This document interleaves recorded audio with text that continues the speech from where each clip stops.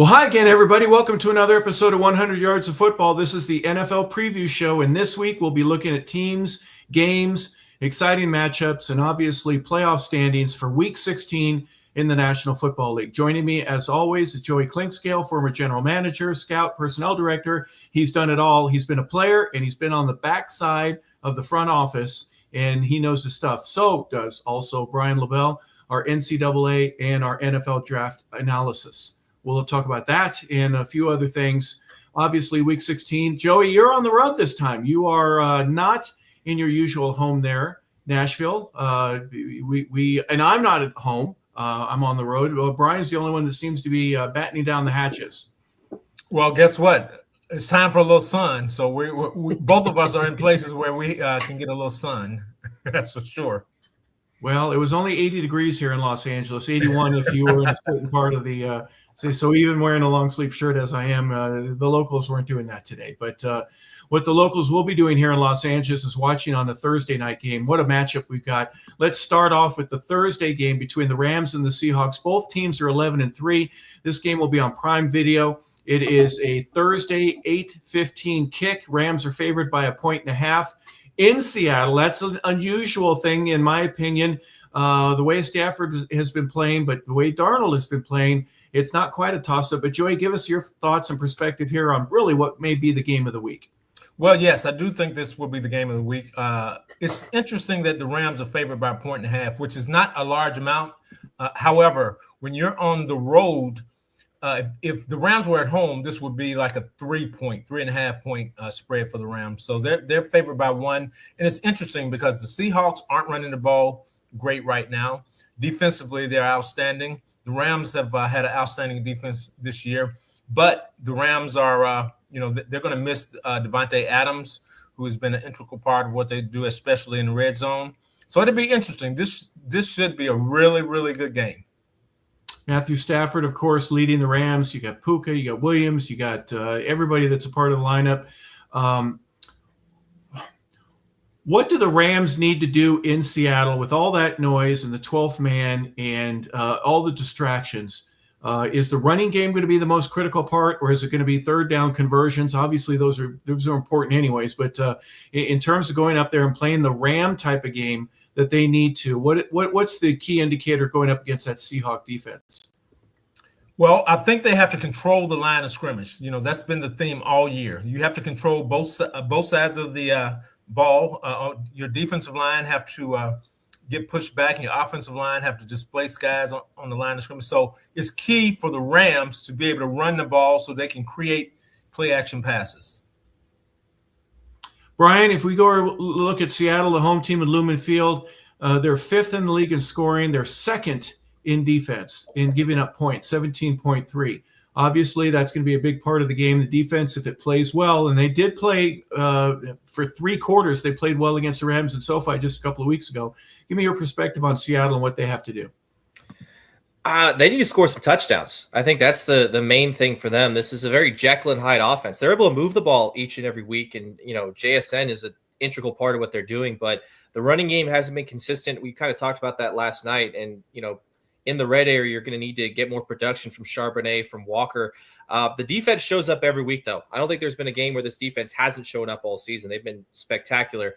They're going to get a little bit of a break with Devontae Adams being out, but the Rams are kind of by committee now. I know Puka kind of took over the lion's share of the workload. If you look at the numbers, he was spectacular last week once Devontae Adams exited, but Parkinson's been really, really good. The other receivers, Stafford, when he needs to, he can find guys, whether it's in the slot or wherever it might be. The running game has been very consistent for the Rams. So I think if you're Seattle, I think a lot like what they did with Phillip Rivers. You got an older quarterback that doesn't like to move around as much. It doesn't mean he can't, but Stafford would prefer to stay in the pocket. I think you need to get him off his spot, and I think you need to get after it up front and slow down Corum and Kyron Williams, who have had phenomenal, really a month. They've been spectacular. It's been about a 50-50 split in their backfield, and they're getting the production is about the same. So Rams are very complete. It's going to be, like Joey mentioned, it's unfortunate you lose Devontae Adams, but they've got a committee guys who can, step up and obviously make up for Adams' absence. Real quick, Matthew Stafford needs 278 yards to reach 4,000 with 3 games to go. He might get that. That's not the biggest thing about it, but just always been one of those leaders. He's got 37 touchdowns. Here's one thing about the Rams, Brian. You mentioned the Seahawk rushing woes. Rams are 8th in the league in rushing at 126. They got 126 yards a game. Seahawks are 22nd with 113. So there's really only 13-yard per game average difference. Rams are 2nd in points. They're tied for 3rd. So they're just slightly behind the Seahawks in that respect. But is a 10-yard difference between your team rushing and my team rushing on an average with two teams at 8-3? Is that going to be much of a difference? I think it's the consistency, right? I think if you watch the games, you might get Charbonnet or Walker break off a big one at some point, and they kind of make up for it. So if you look at, on the stat sheet, obviously you're going to say, okay, the yards are there, but there's not a lot of consistency. The Rams are getting 4 or 5 yards a pop, right? So they're moving the ball consistently every single time Williams or Corum touch the ball. There are weeks where Walker or Charbonnet are averaging less than 2 yards a carry, and it's apparent, and you can see it. Even against Atlanta, they scored 37 points a couple weeks ago against the Falcons. The run game wasn't as consistent. If they want to be a playoff team, especially if they're going to have to go play on the road in some cold weather place, they're going to have to be able to run the football. And, you need a little bit more consistency there. Take some pressure off of Darnold, take some pressure off of JSN, and kind of help the defense, at least keep them rested and prolong some drives. Joey, before we move on, Darnold has been one of those guys that needs to play big in big games, or else people and the boo birds and all those speculators that are going to be looking at him and going, maybe this doesn't work. Is this going to be one of those types of games? If he plays well enough to win it, will he finally get over the hump and not have to deal with that every week? I think so. I think this is a big game for Sam Darnold. I think he's played well in spurts this year, but he's played well enough to get the monkey off his back from that standpoint. And I think if you look at in totality what Minnesota has done on their offensive line, you can understand why some of that was happening last year in Minnesota. However, I think Sam will play well. I think he has enough tools around him to play well.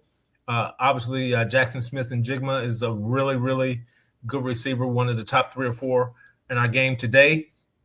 But Sam will play well. Now, this is a big challenge because, again, the Rams' defensive line, they're legit. They're going to come after him with all they have. So this would be a big game for him if he can cut down on the turnovers versus this team.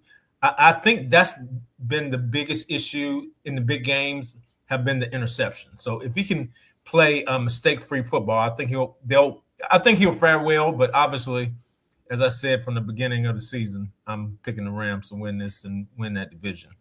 Before we move on to the next game, real quick, talk about the patience factor. Sometimes I would watch Wayne Gretzky as an Oiler or as an LA King, and there were times where he would have a shot in the first or second period, but he'd wait until the third, waiting for the right time, waiting for the exposure to be perfect defensively where he can take a shot. Is patience going to be a part of the game for Darnold, especially if the Rams develop an early lead or force them to do some things when they're not rushing well anyways, or at least not as good as they could be? Is that going to be a factor, do you think?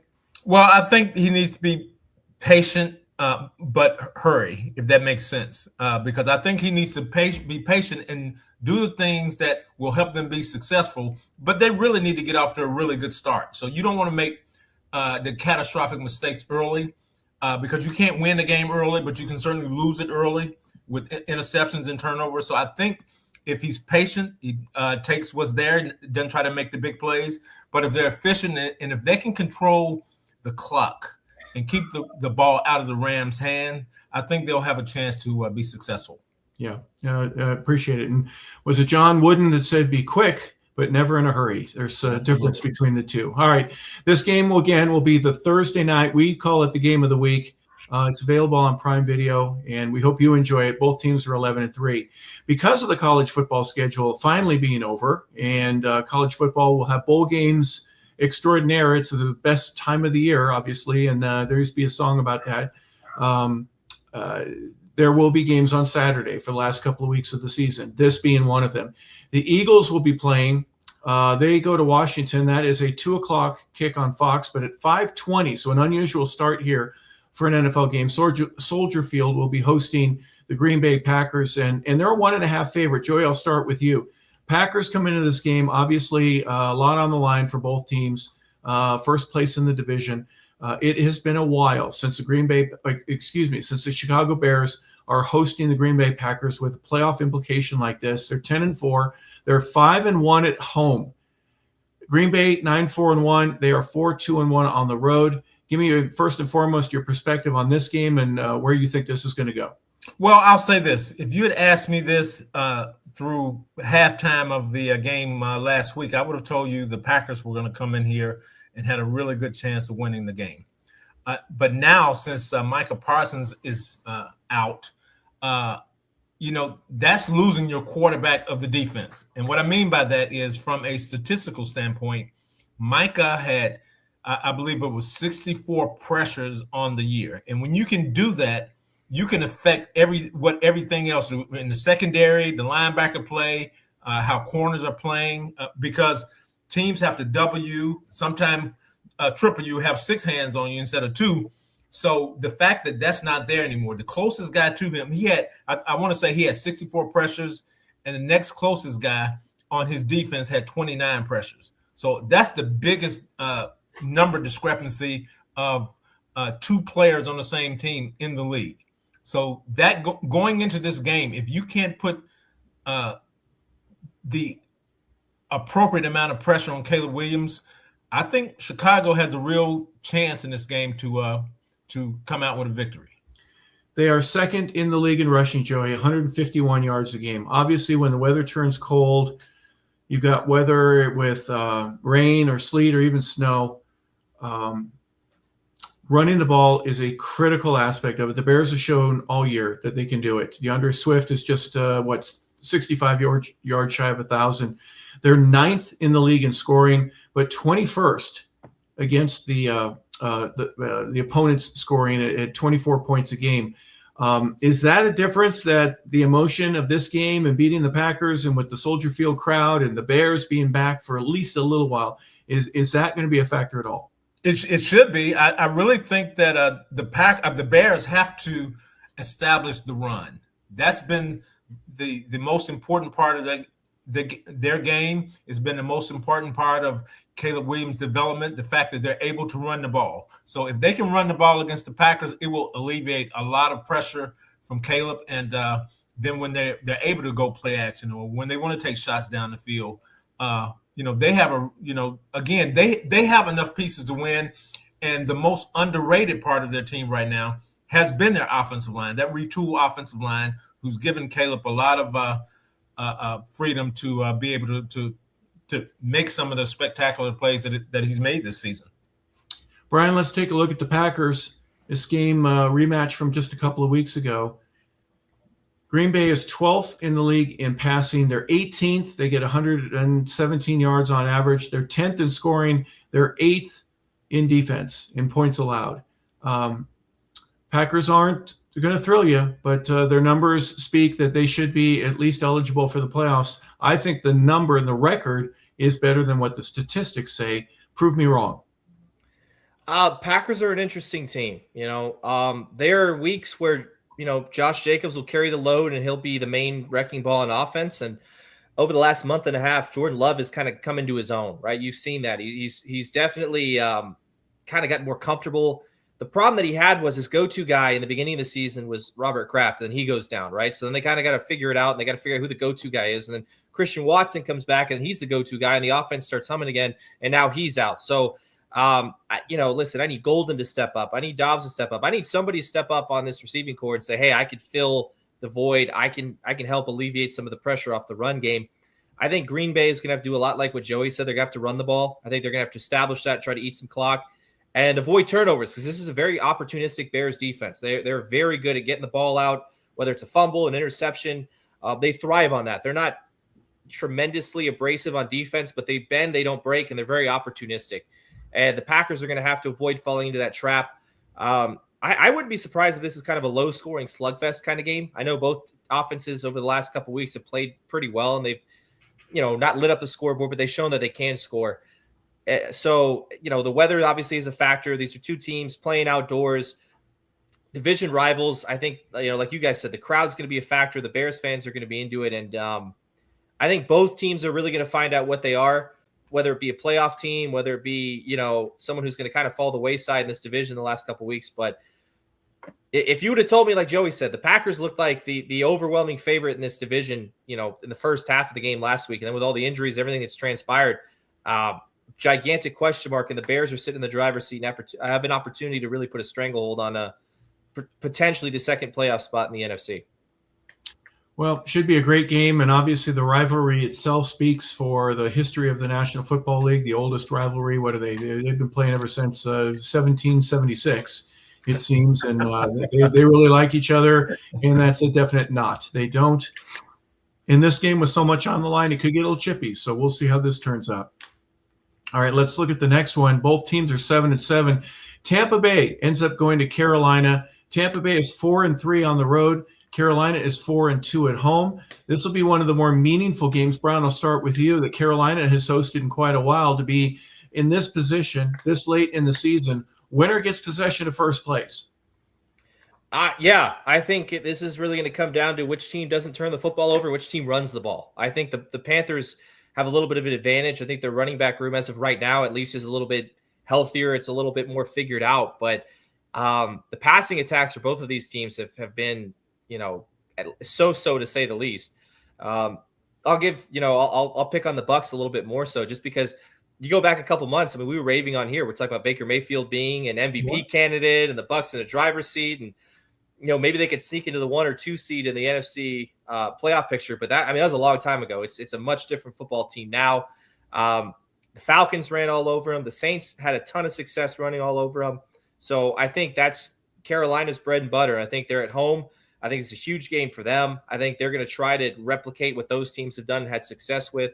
But on the flip side, the Panthers' offenses look really bad as well. It's just not a lot of consistency. Both of these teams are losing to teams like the Saints and the Falcons, and the finish line for a playoff spot in the NFC South crown is in sight, and both seem to be stumbling and unable to find their footing to just cross it and punch their ticket for the postseason. Brian, you've mentioned that Carolina, if they were playing Atlanta, they'd lead the league in every category. Yeah. They scored 30 points against them on both occasions. They're averaging about 11.5 points less than that per average at 18.9. They're 28th in the league in scoring. They're 28th in scoring. Yeah. And then they're 14th in terms of their defensive giving up points at 22.6. They rush it. They're 9th in the league with that, but they're passing. Bryce Young, just if it wasn't for Atlanta, he's very mundane and average, right? About 143 a game, 162, 124, 205. I mean, there's not a whole lot there. Is that something that has to change in the next couple of weeks? Or are they just going to really rely on the run game? They've shown that they can win with the run game. I think they play best when they establish the run on early downs, and they're able to have Bryce Young bootleg and playoff play action. And Ted McMillan has been a very, very good player for them this year. He's a rookie. He's been, kind of the alpha in this receiving core. But, that's their bread and butter. They got 2 pretty good running backs, and it's been kind of, when they're having success, you've seen the running game take the forefront. I think for both these teams, not just the Panthers, but when the Bucs run the ball well, that's when they have their most success. Right? I know the passing numbers have been down, but it's complementary football for both of these guys, and I think they just kind of need to establish something, right? Both these teams are reeling. Someone has to win the game. Why not go back to the basics and try to run the ball, chew some clock, and hopefully avoid turnovers, more so for Bryce Young as opposed to Baker Mayfield. Really kind of average, if you ask me, Joey. And I don't mean this disrespectfully. It's just the numbers are average. They're 203 per game in the air. Baker is 1 yard shy of 3,000. He has 22 touchdowns. They are 21st in the rush at 113. We talked about some of the other teams and where they are with 113, 115, somewhere in that range. They're 16th in scoring. Their defense gives up 25.3 points a game, and that's 24th in the league. Again, both these teams struggling in terms of, who dominates. They don't. They just don't. But you know what? They're going to win the division. One of them is going to. Real quick, Carolina plays Tampa. They play Seattle, and then they play Tampa again. So kind of a rough schedule for them. If they don't win this one, it's going to be very difficult for them. Yeah, I think Tampa has more motivation to win, to be quite honest with you. I mean, I'm sure after the butt chewing that Todd Bowles gave the team, they will come out with renewed vigor. in their effort, especially to finish. I think the fact that they have their complete receiving core back will help. Another game together, I think, would be good, and I think that will. Tampa is one of those teams that they pass to run. I think if they can open up their passing game, then it will help their run game. Some teams do it the other way. Most teams do it the other way. But a lot of teams who have a dynamic passing game will pass to run. And I think that's what Tampa has become as of late, a team that passes to run. But defensively is where they have to play a lot better. And I think if they're going to get well defensively, this is the week for them to do it because Carolina has played really inconsistent football as of late. Not only Bryce Young, but their defense has been inconsistent. They do have a shutdown corner in Horn. They've got a pass rusher over there, and obviously they can. Their running game has been really inconsistent. Dowdle had some really good games, and then there are other games where he's been really quiet. So It'll be interesting what we see, but I expect Tampa Bay to come out again with renewed vigor and knowing that if they lose this game, that there's a good chance they won't make it in the playoffs. Yeah, it's going to be tough. Well, Bank of America Stadium will host them. Tampa is a 3-point favorite. So obviously the betting force thinks that Tampa is a little bit better than Carolina and have been in this position for a lot longer. That might make a difference. This game again at 1:00 on Sunday. Let's look at the next game. We're going to talk about Jacksonville at Denver. This will be a 4:05 kick from Empower Field. They're a Mile High Stadium. Denver's a 3-point favorite at home, Joey. It's not the spread itself. It's just Denver seems to always, at least this year, consistently find ways to win, whether it be in a close game or one where they have to hold on and just maintain position, move the sticks a little bit, take some time off the clock. Denver's winning. They've got a great defense. Give me your thoughts here on what the Broncos need to do against Jacksonville. Well, I'm quite frankly surprised that it's only 3 points. And I know Jacksonville is a good team. They're up and coming team. But the way Denver's played this year, I'm really surprised it's just a 3-point advantage. Denver, because again, we're gonna start up front. Denver has the best pass rush defense in the National Football League. They're coming after you all the time. And, Jacksonville, they have played well. They're on a 4 or 5 game winning streak, which is good for them. But they haven't faced a defense like they're about to face in Denver. They haven't been at 5280, as we like to call, that altitude in Denver. So I think this is going to be a major test for Jacksonville. So I'll be curious and interested to see how this plays out during the game. But I think, quite honestly, Jacksonville is going to have a tough time because they're going to leave Jacksonville, and it could very well be 20 degrees in Denver at kickoff, 15 degrees in Denver at kickoff. Now it's Denver, so there's also a slight chance it could be 65 degrees at kickoff. You don't know what you're going to get. However, I would expect the Broncos to win this game. Yeah, you are going to get one thing, and that's the airs in your lung or lungs will definitely not be what you're used to there at Florida sea level. It's just not going to happen. I promise you that. Brian, Denver is 11th in passing. They're 17th in rushing with 119 yards a game. They're 12th in scoring at 24, but they're 3rd in defense. Joey mentioned that pass rush that they have. They're only giving up an average of 11.3 yards. They're giving up 18.3, and they're tied for 3rd in the league. Defense wins it, especially in playoff time or in December. Why do you like the Broncos? And then tell me what you think the Jacksonville Jaguars need to do in order to pull up an upset there. Well, unfortunately for the Jaguars, they won't have anybody in the pool, right? Because they're not at home. It's obviously going to be a little different, like you mentioned, with the weather. But listen, this Denver defense is legit. And if they're playing from ahead, which they've done a lot this season, they've had a ton of success. I believe they're undefeated at home. They're able to pin their ears back and get after you. And I think, for Trevor Lawrence's sake, for the offensive line's sake, for Jacksonville, I think they're going to need to avoid that. I think they're going to need to establish the run early. I think they need to probably have a good start. They need to be ahead or somewhere close going into the second half because you don't want to have to play in this altitude when you're going to tire a little bit easier. The crowd's going to get a little more juiced. You're going to really feel it in that 3rd and 4th quarter, like you guys mentioned. It's just I think Denver has so many different ways they can beat you. And it's not necessarily set things like the game against the Giants where they just scored 30 points in the fourth quarter just out of nowhere, right? The offensive explosiveness, they're capable of that. They love to play defense and run the ball first, but these guys just have a ton of talent. I think they have a ton of faith in what they're doing too, right? I don't think there's a single team in the league right now that would line up against these guys and they wouldn't believe that they're better, right? I think they're confident that they can beat anybody. It's kind of the perfect storm because if you look at Jacksonville over the last couple of weeks, they're kind of in the same boat. They're playing some really good football, some really confident football. But,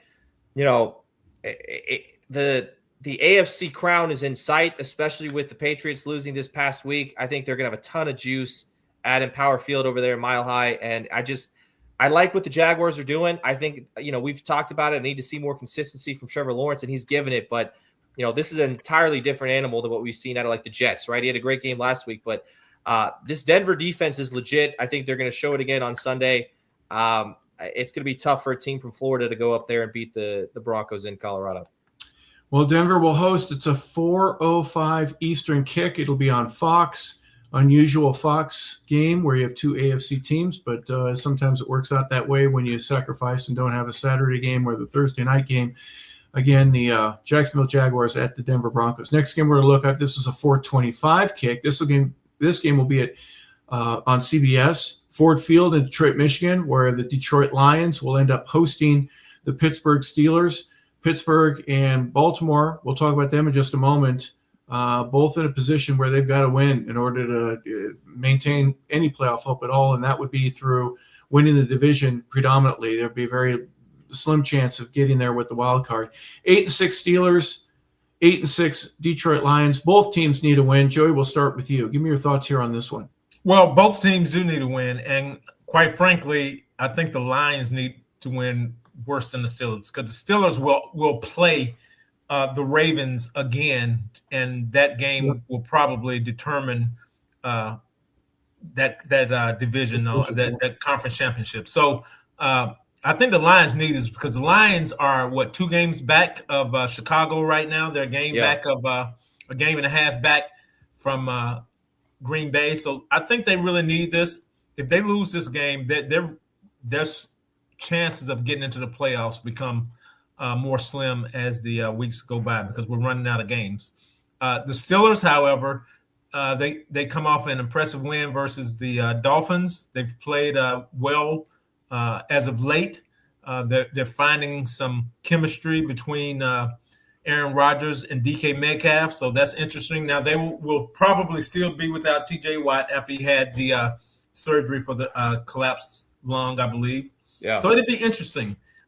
They can go in here and win. If they can play complementary defense, they'll have a chance. But I expect the Lions to really play motivated, be hungry at home.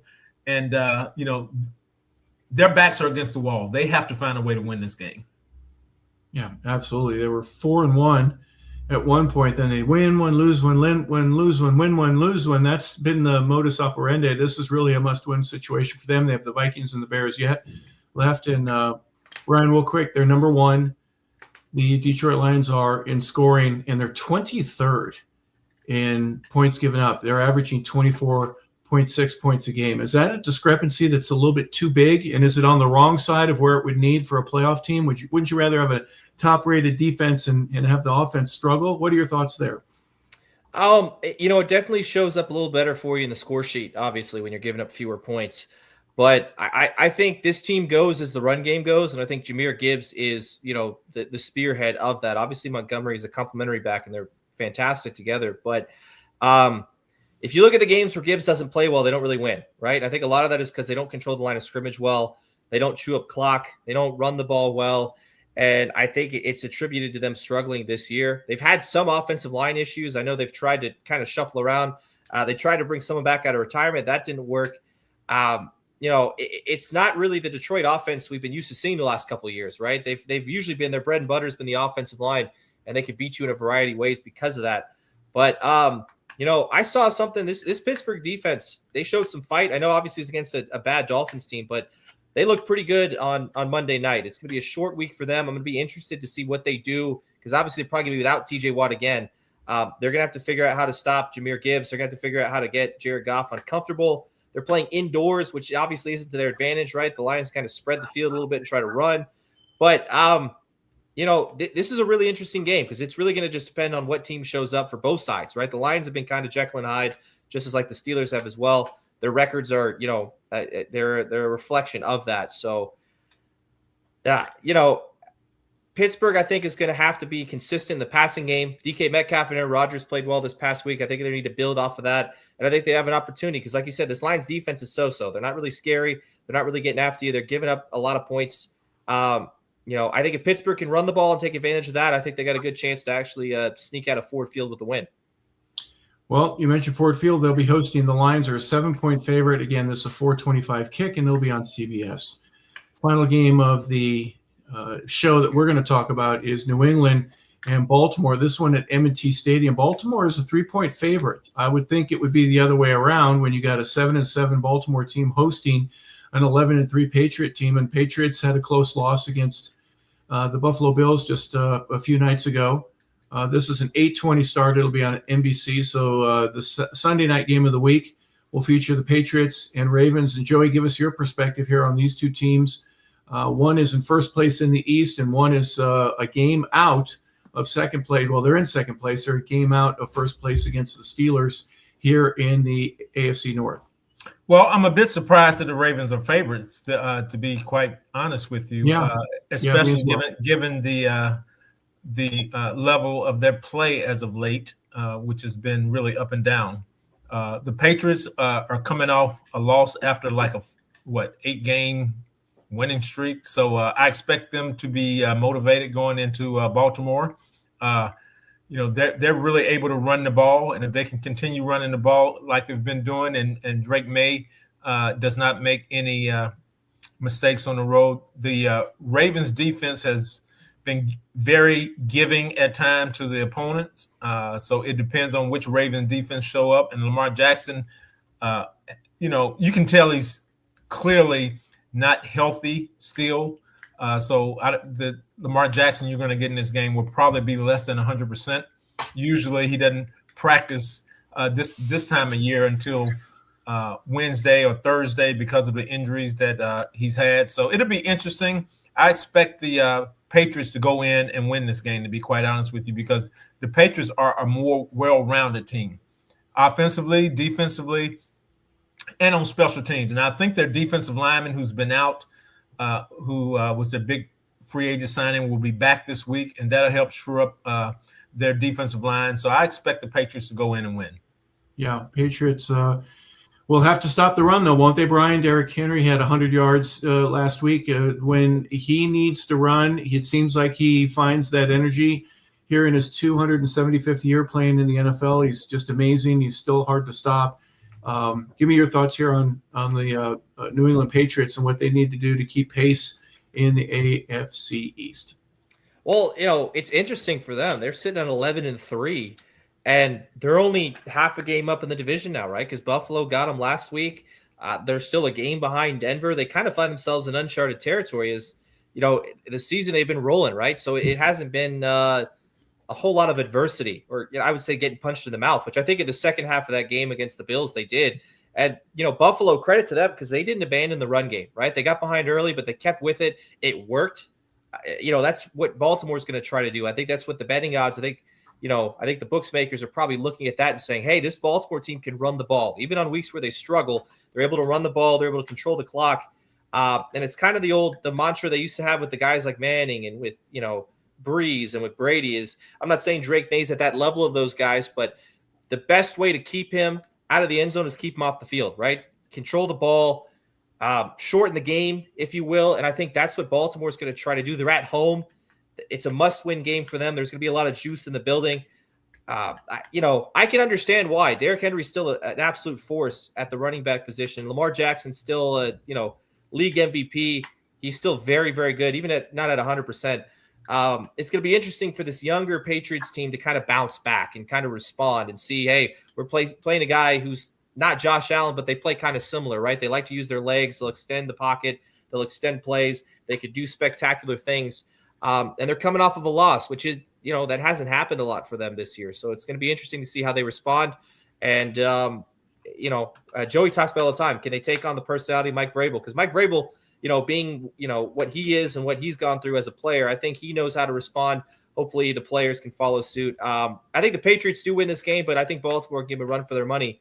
And depending on how well Drake May plays, if he turns the ball over once or twice, it could be very interesting. Could be a good Sunday night for the Baltimore Ravens. Yeah, absolutely. And the Ravens absolutely need it. They have to come up with some wins, especially if Pittsburgh gets another victory. All teams have some struggles ahead of them, but that's what makes it so fun to watch. Hey, before we go, guys, let's take a quick look. We won't even chart it, but San Francisco at the Colts. This will be your December 22nd Monday night game. It'll be on ESPN. It's an 8:15 kick. San Francisco is 10-4, and Joey, I'll just start with you. 10-4 is a great record, but you know what? It's not 11-3, and with tiebreakers being what they are, if they get a win here, obviously with one of the two Ram and Seahawk teams getting a loss, they can get right there where they need to be and move themselves up and possibly end up taking the division. The Colts, on the other hand, at 8-6, if they lose, are they done?